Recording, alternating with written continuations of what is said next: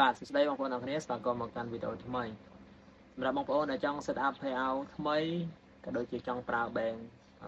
និយាយរួមគ្រប់រសជាតិដែលបងប្អូនចង់បានមិនថា payout ខ្មែរដាក់ bank ខ្មែរឬមួយបងប្អូនចង់បានជា payout បរទេស payout កូរ៉េ payout ថៃឬមួយក៏ payout អាមេរិកដែលប្រើតម្រងតាក់ W8 តម្រងតាក់ W9 ISN EAN គឺខ្ញុំមានសេវាកម្មទទួលធ្វើឲ្យមកចប់ចឹងបងប្អូននៅអត់ទាន់យល់ពីចំណុចណាអាចប្រឹក្សាជាមួយខ្ញុំបានតាមរយៈការឆាតចូលតាម Telegram ឬមួយក៏ឆាតនៅតាម page ខ្ញុំក៏បានដែរហើយបងប្អូនឆ្ងល់អាចឆាតសួរបានខ្ញុំនឹងជួយប្រឹក្សាបងប្អូនថាគួរទៅផ្លូវណាហើយគួរ set up payout បែបណាហើយគួរដាក់ bank បែបណាដើម្បីឲ្យបងប្អូនងាយស្រួលក្នុងការ control ហើយនឹងពេលដែលជួបបញ្ហាទៅវាងាយស្រួលក្នុងការដោះស្រាយអញ្ចឹងខ្ញុំនៅតែទទួលដោះក៏ដូចជានៅតែទទួល